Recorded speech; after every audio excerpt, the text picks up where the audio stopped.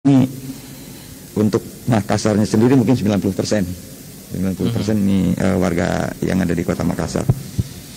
Turunnya tidak kurang dari 4 dan naiknya pun alhamdulillah. Mudah-mudahan jangan sampai tidak pernah melewati angka 7. Berkisar antara 47, 47. Nah ini tentunya hal ini menjadi kekhawatiran kita, menjadi perhatian kita untuk supaya ini bisa turun gitu kan. Berbagai langkah dan upaya dilakukan terus, salah satunya adalah dengan adanya upaya untuk Kota Makassar ini mengajukan PSBB ya, yang rencananya tanggal 24 lusa akan dilakukan. Persiapan sudah dilakukan, termasuk Satgas juga terlibat di dalamnya. Nah, yang perlu kami jelaskan di sini, PD Parkir Makassar Raya mengimbau masyarakat pengguna jasa parkir membiasakan meminta karcis parkir dari tukang parkir. Hal ini dilakukan untuk mengurangi peran tukang parkir liar dan juga meminimalkan kebocoran dalam retribusi parkir. Demi ketertiban parkir dan kemajuan kota, PD Parkir Makassar Raya melakukan inovasi dengan menerapkan sistem parkir online atau smart parking. Sistem ini tengah diterapkan di beberapa wilayah di Kota Makassar dan akan secara serentak diterapkan di semua titik di Kota Makassar. Saya Haji Irham Sagafar, Direktur Utama PD Parkir Makassar Raya, menghimbau kepada masyarakat Makassar, pengguna jasa parkir, agar pada saat berparkir, minta ki karcista, bayar ki parkir tak. Parkir ki kendaraan tak pada spot-spot parkir yang telah disiapkan dan memperhatikan rambu-rambu larangan parkir. Salama ki tak pada selamat. Iklan layanan masyarakat ini dipersembahkan oleh Perusahaan Daerah Parkir Makassar Raya.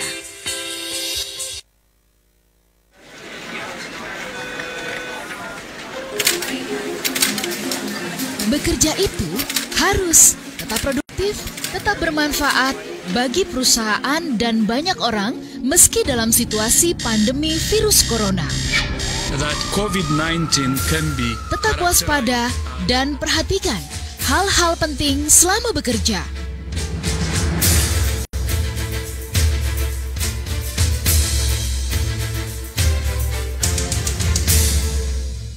Cuci tangan secara berkala. Mencuci tangan adalah cara paling efektif untuk mencegah penyebaran virus corona. Rajinlah mencuci tangan sebelum dan setelah makan, setelah memegang gagang pintu, setelah memegang banyak tumpukan kertas, dan setelah dari toilet. Pastikan mencuci tangan selama 20 detik dengan sabun yang mengandung antiseptik dan air mengalir. Mari peduli kesehatan kerja. Dimulai dari diri sendiri dan mulai dari sekarang. Bersama, kita bisa mengatasi penyebaran virus corona. Pesan ini disampaikan Smart FM Network. Saatnya Ramadan tiba, bulan penuh makna, nikmat beribadah dan bersilaturahmi di bulan berkah. Saat timbul kejalanan, romah obatnya. Saat mual beri kembung, romah obatnya. Ramadan bulan indah penuh berkah. Paling nikmat buat ibadah dan silaturahmi. Jangan sampai nikmatnya terganggu sakit mah. Segera minum Proma dengan formula hidrotasid, magnesium hidroksida, dan simetikon. Cepat redakan sakit mah. Sakit mah cepat pergi, nikmati kembali silaturahmi. Proma, ahlinya lambung. Saat mual beri kembung, romah obatnya. Ahlinya lambung. They call it news, knowledge, business information. Wisdom, inspiration. Smart FM, the spirit of Indonesia.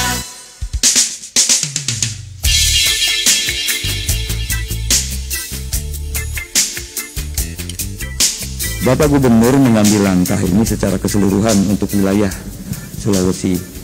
Beliau mengambil kebijakan agar para kepala daerah baik itu di kota maupun kabupaten ini bisa fokus kepada masyarakat untuk menjaga. Kan ini intinya gini, kegiatan apa dalam rangka penanganan corona ini menyembuhkan orang yang sakit dan menjaga yang sehat jangan sampai sakit. Ya. Kan begitu. Nah, ini PR itu ya. betul. Nah, provinsi ini mengambil peran dalam penanganan untuk mengkoordinasikan tadi. Bapak Gubernur mengambil langkah bahwa kita ambil yang sakit-sakit yang ada di seluruh wilayah Sulawesi, yang ada di kota-kota kabupaten, semuanya kita karantina. Terpusat di Makassar gitu. Terpusat di Makassar. Kita siapkan disiapkan tempatnya oleh Bapak Gubernur, yang sudah disiapkan yaitu 2 hotel dengan 2 hotel cadangan ya Pak ya. Yang sampai hari ini sudah beroperasi itu adalah 1 hotel Swiss Bell Hotel. Itu per tadi malam laporan sudah masuk 17 ini orang. Banyak juga yang nanya nih Pak Eden bahwa biar sekalian nyambung, Ya. bagaimana sih kesiapan logistik kita ini Pak Ihsan? Ya. Satgas ini apakah menyiapkan logistik ketika misalnya angka semakin meningkat, dan kemudian apa yang dilakukan Satgas untuk kemudian mendukung proses pemenuhan logistik untuk wilayah-wilayah di kabupaten kota gitu, sehingga yang dilakukan Satgas semuanya jadi terpusat di karantina wilayah, karantina terpusat untuk yang sakit di sini, tapi kemudian ada dukungan logistik juga kah atau bagaimana? Baik, saya mungkin ngomong dulu yang tadi. Ya. Yang peran yang diambil tadi, kita mengkarantina secara terpusat, baik khususnya yang ODP itu di karantina di satu tempat yang sudah disiapkan. Nah, tugas kabupaten apa? Yaitu tadi setelah yang istilahnya penyakitnya sudah diambil,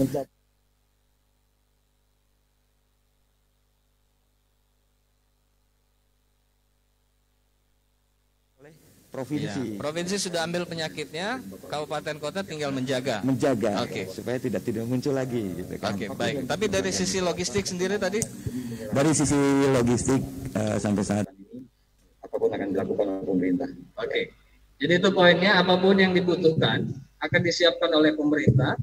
Kemudian yang kedua adalah bahwa proses koordinasi untuk memberikan bantuan itu juga perlu kemudian koordinasi dengan Satgas, karena ini penting. Jangan sampai bantuan tumpang tindih atau kejadian kayak misalnya yang di Bogor kemarin ketika dilaksanakan ada satu organisasi yang memberikan bantuan sehingga kemudian masyarakat membludak, jadi tidak ada physical distancing di situ. Nah, ini yang terjadi. Jadi kalau ada koordinasi maka pihak yang ada di Satgas ini bisa membantu untuk mengawal proses pemberian bantuan atau terpusat di Satgas dan kemudian Satgas nanti yang mendistribusikan. Kalau bagi Anda organisasi masyarakat yang ada di Sulawesi Selatan yang mendengarkan 10 radio ini, Anda bisa berkoordinasi dengan pihak Satgas untuk kemudian memberikan bantuan. Kemana nanti nomor teleponnya atau?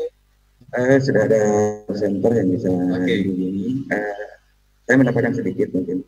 Jadi di Satgas ini sebenarnya personilnya sedikit karena hanya untuk mengkoordinasikan saja. Tetapi kekuatan kita, Polda ini siap membantu gitu ya. Semaksimal mungkin berapapun yang dibutuhkan. Dalam hal ini yang sudah tergelar pun kalau dari Polda ada Babin Kamtibmas di lapangan bisa membantu. Kita juga ada Babinsa. Ini bisa sampai ke pelosok-pelosok ini. Baik, terima kasih Pak Eden. Saya ke Pak Hambal ini, Kepala Bidang Hukum Polda Sulawesi Selatan. Pak Hambal ini kita sudah berbincang tadi dengan Kepala dan juga Pak Eden dari Satgas. Dari pihak kepolisian sendiri mengambil peran apa nih di Satgas untuk mengawal proses COVID-19 ini, dan beberapa pertanyaan terkait dengan misalnya PSBB, kemudian karantina terpusat, atau proses memberikan pengawal distribusi bantuan, ini seperti apa peran kepolisian di sini? Baik, bismillahirrahmanirrahim. Assalamualaikum warahmatullahi wabarakatuh. Waalaikumsalam. Selamat siang bagi semua narasumber yang datang dari sini dan para pemirsa sekalian. Yang saya hormati Pak Kepala Dinas Kesehatan Provinsi, Bapak Dr. Muhammad Ihsan, Bapak Kolonel Eden, dan moderator tentunya. Saya ingin perkenalkan diri saya adalah Kombes Lambari yang diperkenalkan tadi Jabatan saya sehari-hari adalah Kepala Bidang Hukum Polda Sulawesi Selatan. Kalau tadi pertanyaan moderator mengatakan peranan polisi apa dalam kaitan dengan masalah COVID ini, kita lihat Polisian Sulawesi Selatan dalam artian Polda Sulawesi Selatan ini pada prinsipnya sudah sangat berperan sekali dalam kegiatan penanggulangan COVID ini. Di internal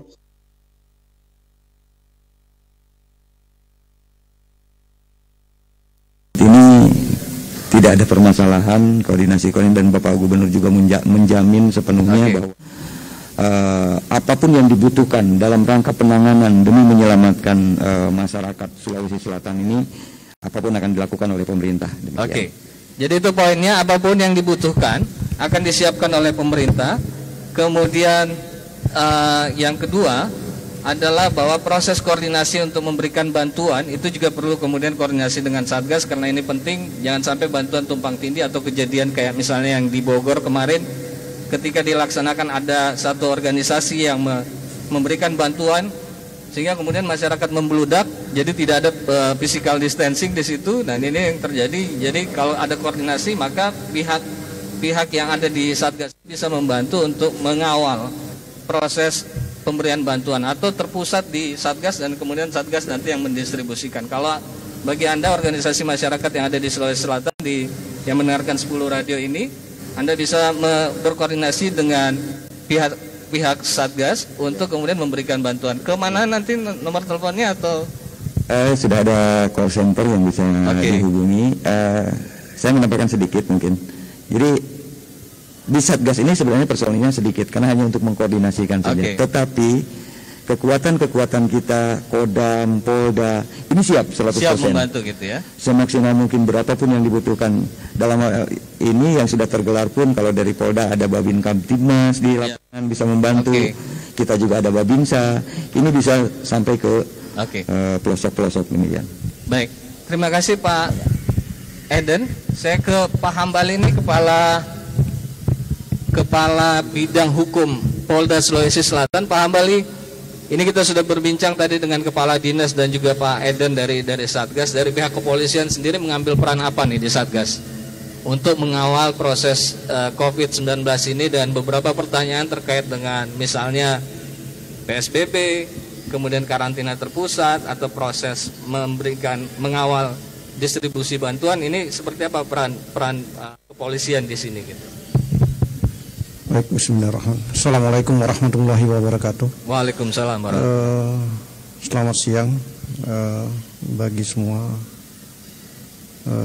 narasumber dan moderator yang hadir di sini dan para pemirsa sekalian. Yang saya hormati Pak Kepala Dinas Kesehatan Provinsi Bapak Dr. Muhammad Iksan, Bapak Kolonel Eden, dan juga moderator tentunya. Saya ingin perkenalkan diri saya adalah Kombes Hambali, yang diperkenalkan tadi adalah Kombes Hambali. Jabatan saya sehari-hari adalah Kepala Bidang Hukum Polda Sulawesi Selatan. Kalau tadi pertanyaan moderator mengatakan peranan polisi apa dalam kaitan dengan masalah COVID ini, intinya itu kita lihat Kepolisian Sulawesi Selatan dalam artian Polda Sulawesi Selatan ini pada prinsipnya sudah sangat berperan sekali dalam kegiatan penanggulangan COVID ini. Di internal sendiri di kita di kepolisian sebenarnya sudah ada operasi juga di situ terpusat dari Mabes Polri yang disebut dengan operasi Amanusa 2 COVID-19. Itu operasi di internal kita ya, dalam rangka untuk juga membantu pemerintah untuk melakukan pencegahan penanggulangan terhadap COVID ini. Di situ juga ada satgasnya juga. Baik itu sifatnya sosialisasi, kemudian pencegahan dari fungsi kedokteran, kepolisian juga ada melaksanakan itu, kemudian juga fungsi intelijen, penegakan hukum juga ada juga di situ juga. Itu dalam rangka untuk membantu mengurangi penyebaran COVID-19 khususnya di wilayah Polda Sulawesi Selatan ini. Kemudian kaitan dengan di luar itu juga Polda Sulawesi Selatan tentunya juga berperan bersama dengan TNI dalam hal ini Kodam, Hasanuddin juga berperan dalam gugus tugas ini juga, provinsi juga ya pasti itu. Kemudian juga di tiap-tiap gugus tugas kabupaten dan kota juga di situ juga ada juga peranan Kodim dan Polres juga pastinya ya. Peranan kita pasti di situ bersama-sama dengan TNI dan pemerintah daerah dalam rangka melaksanakan tugas-tugas pencegahan ya dan penanggulangan dalam lingkup gugus tugas baik di provinsi maupun kabupaten dan kota pasti ada di situ. Oke. Nah, ya Pak Hambali, ini menarik sekali, banyak sekali ketika saya berbincang dengan beberapa teman bahwa saya akan mencoba membantu untuk menjadi moderator untuk gugus tugas percepatan COVID-19 ini. Pertanyaan yang paling banyak nih sebenarnya PSBB. Meskipun ini kita bicara tentang lingkup Sulawesi Selatan, tetapi Makassar ini menjadi role model gitu ya. Bahwa bagaimana sebenarnya PSBB itu dan bagaimana pihak kepolisian mengawal ini. Karena beberapa ya ini kan soal disiplin masyarakat, soal perilaku masyarakat yang memang tidak semua patuh gitu. Atau bagaimana eskalasi kita selama ini? Apakah eskalasi kita masih normal, jadi penyuluhan sudah cukup, atau perlu peningkatan penegakan hukum atau seperti apa gitu?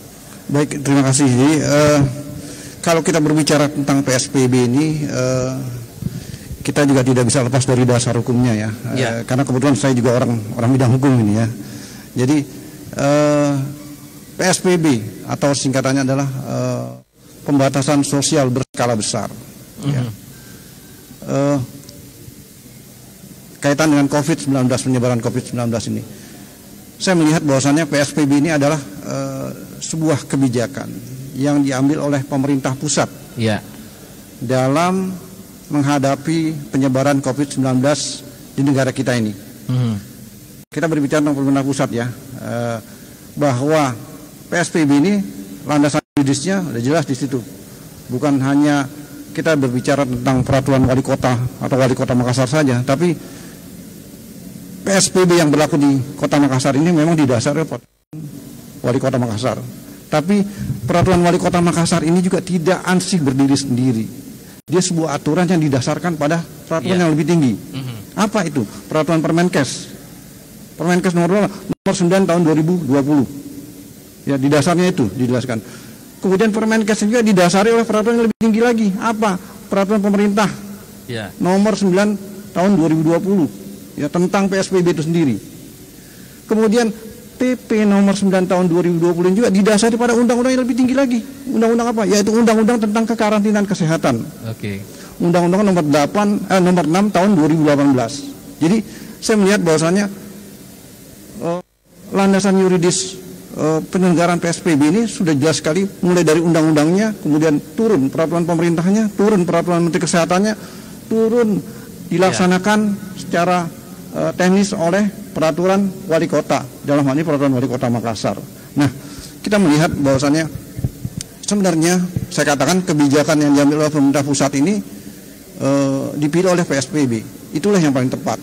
Kalau kita melihat sebenarnya penanganan terhadap sebuah kejadian luar biasa berupa penyakit ataupun yang lainnya di dalam Undang-Undang nomor 6 tahun 2018 itu tidak hanya PSBB saja. Ada banyak di situ. Ya, metodenya digunakan juga bisa digunakan. Di dalam undang-undang itu disebutkan bahwasannya di luar PSBB itu ada cara lain, yaitu karantina rumah. Seperti yang dilakukan Pak Ihsan ya, karantina rumah ya. Kita bicara tentang karantina kesehatan dulu ya. Di Undang-Undang nomor 6 tahun 2018 itu. Ada dua model kekarantinaan kesehatan itu di sana. Yaitu kekarantinaan kesehatan di pintu masuk dan wilayah. Kemudian kekarantinaan kesehatan di wilayah. Nah, kalau di pintu masuk itu tidak dilaksanakan lah kondisi sekarang ini, karena memang penyakitnya sudah ada di dalam Indonesia. Kalau dulu misalnya penyakitnya itu masih di luar negeri, di pintu masuk. Saat itu pintu masuk kita semua ya, pelabuhan bandara internasional diperketat di situ. Itu model lockdown ya itu ya. Dulu sebelum masih di Wuhan itu sebenarnya bisa kita lakukan seperti itu. Tapi sekarang kondisi sekarang ini tidak bisa kita lakukan itu lagi. Dilaksanakanlah karantina kesehatan wilayah. Karantina kesehatan wilayah itu juga ada macam-macamnya juga. Karantina kesehatan jenisnya antara lain karantina rumah sakit, ya, karantina apa lagi ya? Jadi karantina rumah sakit. Karantina wilayah. Dan terakhir adalah PSBB. Ya. Nah, Presiden, pemerintah pusat sudah mengambil kebijakan Oke. untuk menghadapi COVID-19 ini kita pakai PSBB. Pemerintah pusat menganggap itulah yang paling tepat buat kita. Dan kita dukung kegiatan Nah, langkah itu yang diambil oleh Makassar ya. Ini mungkin kita tidak fokus bicara tentang Makassar, tetapi kita juga fokus bicara tentang Sulawesi Selatan. Ya. Tetapi paling awal untuk mengambil langkah pembatasan sosial berskala besar adalah Makassar. Ini mungkin menjadi contoh bagaimana penanganan itu, karena yang mesti dijaga juga mungkin ini ya Pak Hambali ya, bahwa ada kita dekat dengan Maros, kita dekat dengan Goa, dan kemudian masyarakat juga apa sih yang dilarang di dalam PSBB itu. Jangan-jangan ini kekhawatiran masyarakat, jangan-jangan seperti misalnya kayak beredar di WhatsApp, polisi India dipukulin gitu ya, keluar rumah dipukulin. Seperti apa model PSBB yang akan dilakukan di Makassar ini? Apa yang mesti dipatuhi dan diantisipasi oleh masyarakat? Ini kayaknya penting untuk diulas juga sedikit. Baik, kita sekarang masuk bicara tentang PSBB itu ya. Kalau PSBB itu pembatasan sosial berskala besar. Definisinya dalam undang-undang PP maupun Permenkes dan peraturan wali kota Makassar ini juga disebutkan di situ. Definisinya adalah pembatasan sosial berskala besar yang selanjutnya disingkat dengan PSBB adalah pembatasan kegiatan tertentu penduduk dalam sebuah wilayah yang diduga terinfeksi virus COVID-19 sedemikian rupa untuk mencegah kemungkinan penyebaran virus corona atau COVID-19. Ya. Itu definisinya seperti itu. Oke. Dalam peraturan PSBB ini disebutkan memang intinya adalah pembatasan. Tadi disampaikan oleh Pak Kepala Dinas. Pembatasan, bukan melarang. Jadi ada beberapa kegiatan masyarakat yang memang dibatasi. Awalnya kegiatan masyarakat nggak ada pembatasan, nggak ada pelarangan. Tapi menghadapi COVID-19 ini, ya yang tadi disampaikan oleh Pak Kepala Dinas juga, ada kegiatan-kegiatan masyarakat yang dibatasi, tidak diperbolehkan. Untuk kapan? Untuk jangka waktu tertentu. Jangka waktu berlakunya PSBB ini, ya. Itu yang intinya PSBB itu ya, kita harus pahami. Nah, kegiatan masyarakat itu apa saja disebutkan dalam PSBB ini, dalam peraturan wali kota disebutkan kegiatan masyarakat itu dibatasi. Pertama kaitan dengan masalah kegiatan pendidikan sekolah, ya, belajar di sekolah. Kemudian juga kaitan dengan masalah kegiatan di perkantoran kerja. Kemudian kaitan dengan masalah pembatasan apa lagi itu? Jadi beribadah di rumah, bekerja di rumah. Jadi kegiatan keagamaan ya. Kemudian juga kegiatan di tempat fasilitas umum, kemudian kegiatan sosial budaya, kemudian pergerakan orang barang dengan menggunakan moda transportasi. Jadi ini kegiatan-kegiatan masyarakat yang dibatasi oleh peraturan PSBB itu sendiri. Dibatasi itu untuk kebaikan gitu ya? Tentunya memang dalam rangka untuk menghadapi COVID ini, dalam rangka menekan korban jumlah COVID ini, dibatasi kegiatan masyarakat itu dengan sebuah aturan. Dan ini harus dipatuhi oleh masyarakat, ya, harus dipatuhi dan dijalankan, dilaksanakan aturan ini dengan baik. Betul. Tujuannya apa? Tujuannya untuk kita bersama, bukan untuk semua, bukan untuk semua beberapa orang saja, tapi untuk kita yang tinggal di Makassar ini, di Sulawesi Selatan ini. Kalau kita laksanakan dengan baik ini, insya Allah ya program PSBB berjalan dengan baik, ya hasilnya adalah turunnya korban atau kasus COVID, penyebaran kasus COVID di Makassar dan Sulawesi Selatan ini. Oke, terima kasih Pak Hambali. Itu poin-poin penting yang disampaikan pada tiga narasumber kita pada hari ini. Ada beberapa kebiasaan sih seperti kita ini kalau ditanya mau kemana? Tidak Ji, misalnya seperti itu. Kenapa kan? Jadi kita banyak bertanya balik. Itu proses-proses yang memang selama ini kayak perlawanan di dalam diri budaya kita juga ada seperti itu. Ketika kita ditanya mau kemana? Enggak Ji, kenapa kah? Padahal kan kalau ditanya mau kemana tinggal jawab mau ke depan. Atau kenapa dilarang? Ya untuk kebaikan. Jadi memang ini perlu ada sosialisasi yang cukup penting dipatuhi oleh semua pihak. Ya, jadi kita defense ketimbang kemudian langsung melihat sisi baik dari pelarangan itu. Nah, ini bagaimana prosesnya? Apakah kita membuka tanya jawab dari teman-teman yang ada di layar Zoom? Ada Santin Yami di virus corona. Halo. 19. Ya, itu definisinya. Halo. Ini kita mulai dengan siapa dulu? Apakah kita akan langsung atau kita akan Kepala Dinas? Pembatasan, bukan melarang. Halo. Badan Penanggulangan Bencana Daerah BPBD Kota Makassar mengimbau kepada masyarakat Kota Makassar tidak panik, tapi tetap waspada terhadap virus corona. Masyarakat juga harus mematuhi himbauan pemerintah Kota Makassar untuk menjaga jarak atau social distancing. Berikut Dr. Muhammad Rusli, Kepala Pelaksana BPBD Kota Makassar, sekaligus Wakil Ketua Gugus Tugas Percepatan Pencegahan COVID-19 Kota Makassar. Assalamualaikum warahmatullahi wabarakatuh. Saya Dr. Muhammad Rusli, Kepala Pelaksana BPBD Kota Makassar dan selaku Wakil Ketua Gugus Tugas Percepatan Pencegahan COVID-19 Kota Makassar. Saya menghimbau kepada masyarakat khususnya Kota Makassar untuk jangan panik tapi tetap waspada terhadap virus corona COVID-19 ini. Kemudian sesuai dengan pelaksanaan pencegahan ini, kami menghimbau juga kepada masyarakat untuk selalu mengikuti edaran-edaran dan himbauan dari pemerintah Kota Makassar, termasuk social distance, kemudian jangan keluar tanpa kebutuhan atau kegiatan-kegiatan yang tidak penting, tetap menjaga gizi dengan makan 4 sehat 5 sempurna dan selalu berdoa mudah-mudahan kita semua terhindar dari bencana non alam ini. Terima kasih. Wabillahi taufiq wal hidayah. Wassalamualaikum warahmatullahi wabarakatuh. Pesan ini disampaikan oleh Badan Penanggulangan Bencana Daerah BPBD Kota Makassar.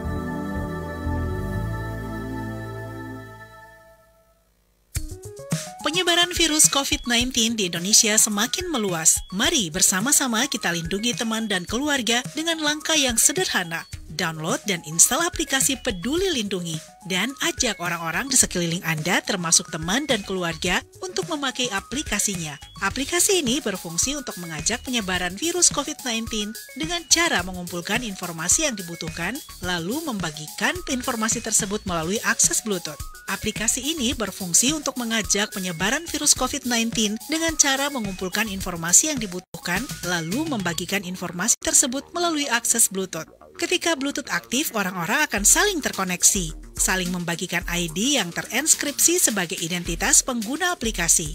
Lalu, petugas kesehatan akan menghubungi orang yang memiliki resiko tertular COVID-19 dan menyarankan untuk memeriksakan diri dan karantina secara mandiri.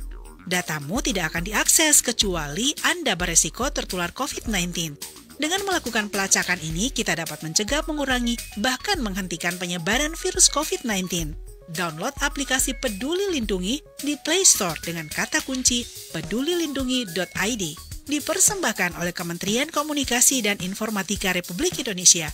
Dari kami untuk Indonesia.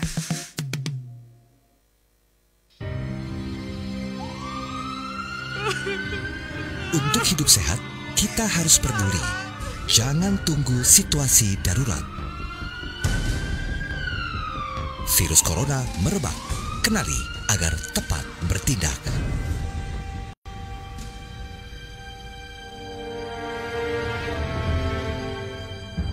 Rekomendasi standar WHO bagi masyarakat umum untuk mengurangi resiko penularan berbagai penyakit adalah pastikan Anda selalu membersihkan tangan Anda dengan sabun dan air berbasis alkohol setelah dan sesudah beraktivitas di dalam ataupun di luar ruangan. Hidup sehat membuat kita produktif dan bermanfaat. Mulailah peduli lingkungan, mulailah mencegah, dan mulailah sekarang. Pesan ini disampaikan oleh Smart FM Network.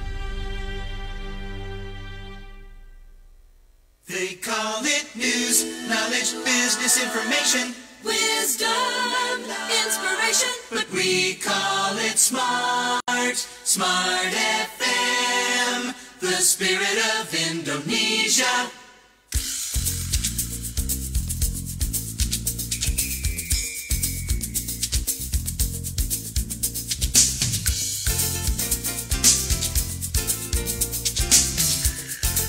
membantu masyarakatnya. Nah, ini memang penting, makanya ada Satgas di sini untuk semua pihak bisa bekerja sama. Ada lagi? Dari mana? Ada lagi yang masuk? Silakan. Yang dari Zoom. Oke, baik. Kita jawab dulu pertanyaan dari Pak Ahmad. Kalau ada silakan di chat dulu dan nanti kemudian di-approve oleh tiga narasumber kita, oleh panitia yang ada di sini ya. Pak Eden, ini memang kesadaran masyarakat menjadi PR penting. Ini sebenarnya pertanyaan untuk tiga narasumber, tapi untuk kemudian bisa dipatuhi butuh TNI dan polisi nih untuk kemudian membantu sosialisasi sehingga masyarakat bisa pakai masker. Kalau sekedar memberitahu, pakai masker, kalau saya memberitahukan teman saya, ngapain? Tapi kalau kemudian diberitakan oleh polisi sama tentara, kayaknya itu lebih efektif, kata Pak Ahmad tadi. Silakan Pak Eden.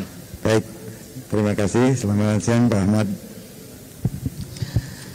Saya mungkin menjawab dari yang pertanyaan untuk Satgas saja.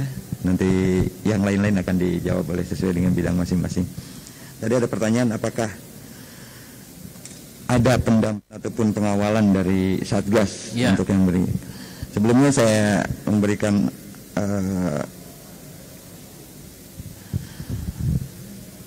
rasa salut saya kepada tim-tim relawan yang dengan penuh keikhlasan ya, dengan penuh kesadaran tanpa ada tujuan apapun, hanya satu, ingin membantu masyarakat untuk bisa memahami, mengerti tentang wabah corona ini. Ulangi, pandemi corona ini. Nah, yang ingin saya sampaikan, ingin saya jelaskan bahwa pengawalan, pendampingan di kita ada tim edukasi, dan ini juga gerak terus-menerus setiap hari dari satu tempat ke tempat lain.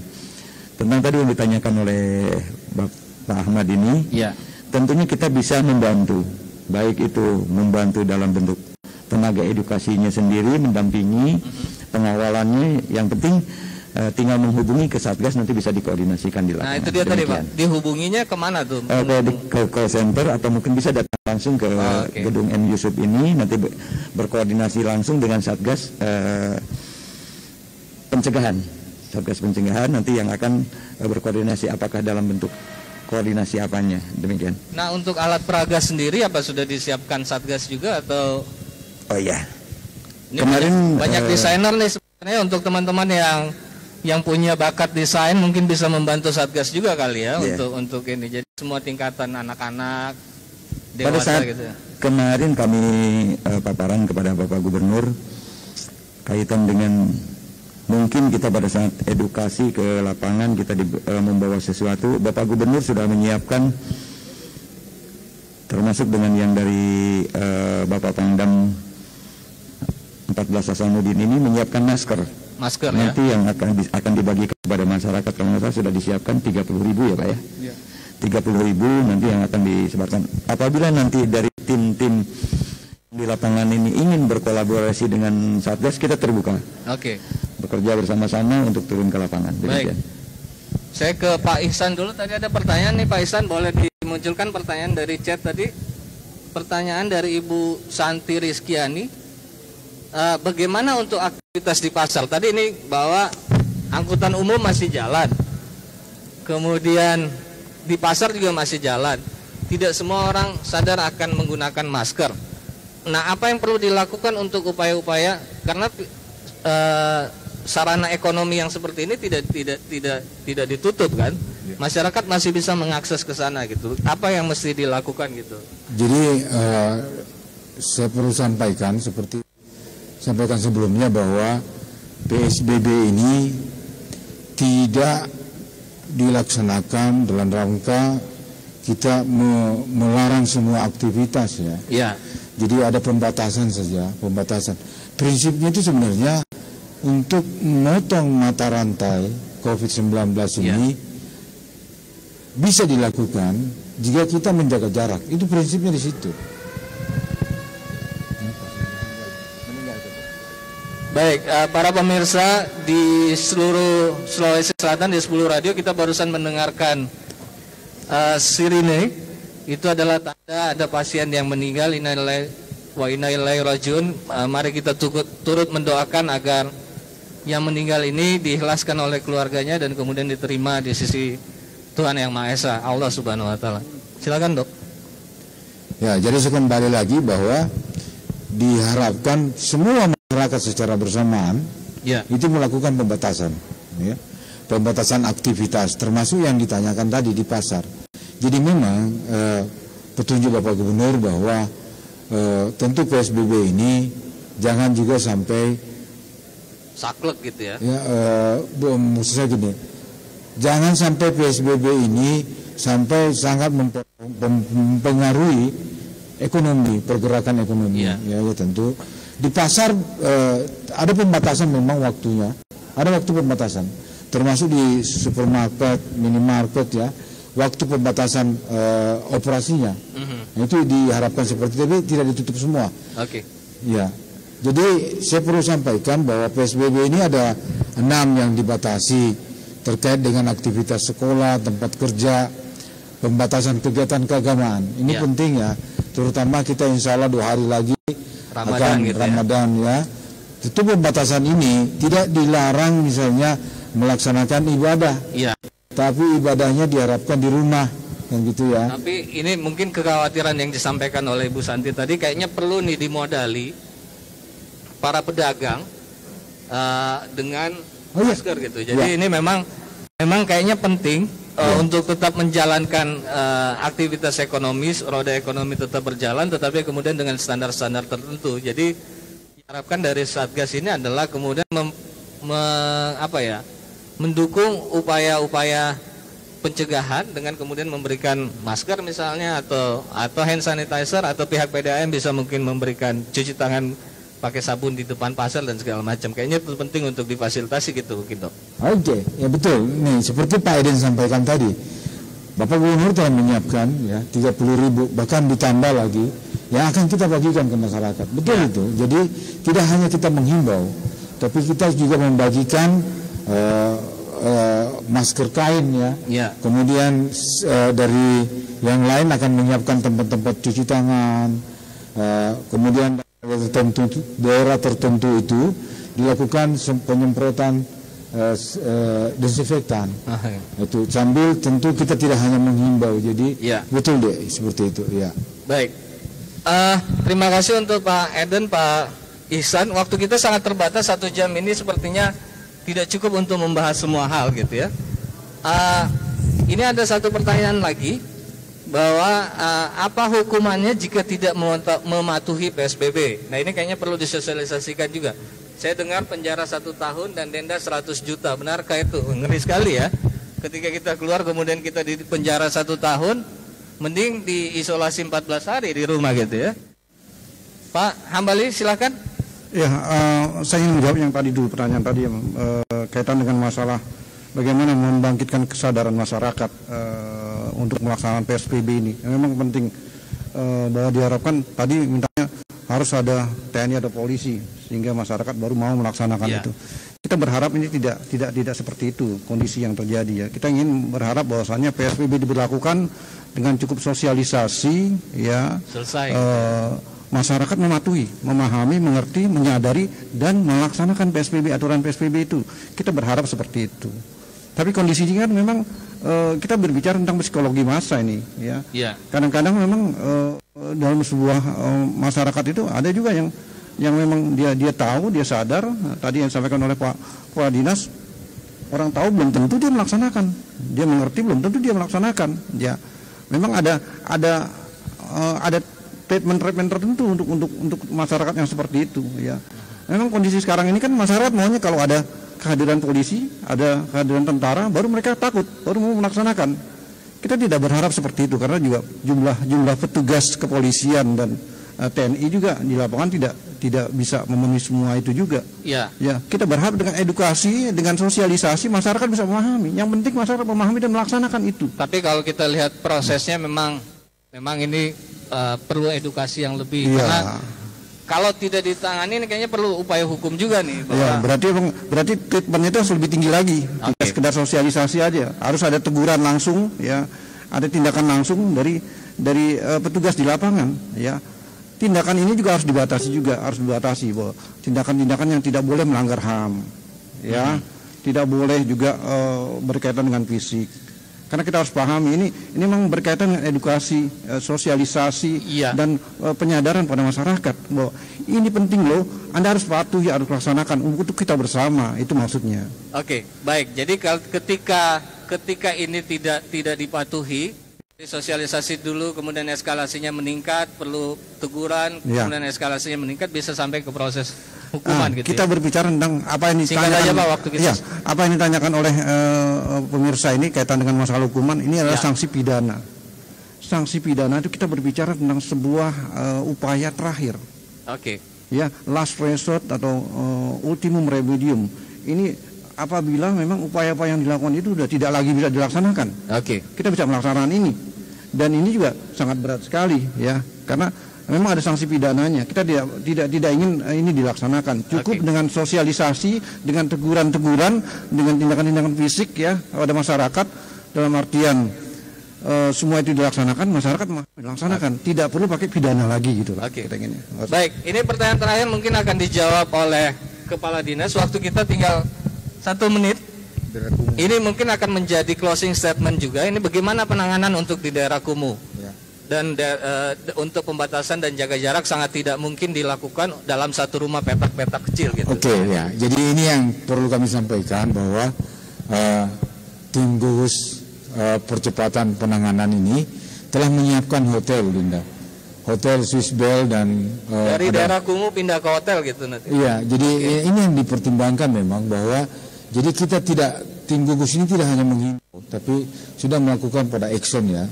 Kita tahu bahwa tapi ada data daerah kumuh ini yang kemudian ada di Makassar, Kota Makassar. Jadi Kota Makassar nanti akan mendata karena kita punya data by name by address. Jadi seperti physical distancing di daerah-daerah yang tentu tidak bisa dilakukan, ya, seperti rumah, ya maaf seandainya ada satu rumah kemudian ada 7-8 orang di dalam, ya kita bisa menghimbau tapi kondisi tidak memungkinkan, kan seperti itu. Maka itu kita akan bawa mereka ke hotel untuk ditempatkan sesuai dengan persyaratan itu. Jadi di hotel mungkin selama 14 hari. Semuanya disiapkan. Semuanya disiapkan, makannya disiapkan, tempatnya disiapkan. Tentu di sana ada dilakukan edukasi, ya, dilakukan oleh teman-teman dari TNI, dari polisi, dari relawan ini. Terima kasih relawan yang banyak membantu kita di sana juga. Saya kira seperti itu. Tapi saya khawatir hotelnya akan tidak cukup karena mungkin terlalu banyak wilayah yang memang harus Jadi tidak semua, Dina. Jadi kita punya data ada sekitar 500 sampai 600 ODP. Itu masuk semua di hotel. Oke. Iya. Baik. Teman-teman sekalian yang ada di Zoom dan juga pemirsa di 10 radio di seluruh Sulawesi Selatan, terima kasih sudah mendengarkan kita di sini. Meskipun waktunya memang hanya 1 jam, tapi kita berharap ada gambaran seperti apa kerja dari teman-teman Satgas COVID, gugus tugas percepatan penanganan COVID-19 di Sulawesi Selatan ini yang bekerja sama dengan banyak pihak. Terima kasih untuk Bapak dan Ibu-ibu sekalian yang rela mengorbankan waktu dan tentunya untuk bekerja di Satgas ini. Kita beri salut kepada semua orang yang bekerja di sini. Ada dinas kesehatan, pihak militer, kemudian ada kepolisian, ada juga dari relawan, ada teman-teman UNICEF, ada teman-teman media termasuk radio juga yang telah banyak membantu berperan untuk kemudian penanganan COVID-19 di Sulawesi Selatan. Waktu 1 jam sangat singkat. Mohon maaf teman-teman yang mungkin ada beberapa pertanyaan, kita ngalor ngidul ngobrol semua hal di sini, paling tidak itu memberikan gambaran seperti apa kerja-kerja dari teman-teman di gugus tugas percepatan penanganan COVID-19 di Provinsi Sulawesi Selatan ini. Ada hal yang ingin saya sampaikan sebagai closing kita pada hari ini, bahwa apa yang kita lakukan menangani COVID-19 ini akan kita kenang sebagai tahun-tahun perjuangan, dan setelah kita melewati ini akan kita kenang sebagai tahun kemenangan kita bersama. Assalamualaikum warahmatullahi wabarakatuh. Saya Reski Mulyadi. 102,8 FM Insan Mesra, demikian kita telah bergabung bersama dengan Smart Radio di Makassar untuk live interaktif bersama dengan gugus tugas provinsi. Mudah-mudahan apa yang disampaikan bisa bermanfaat dan sampai di sini kembali ke studio. Bila taufiq walhidayah. Assalamualaikum warahmatullahi wabarakatuh. Mesra 105.8 FM.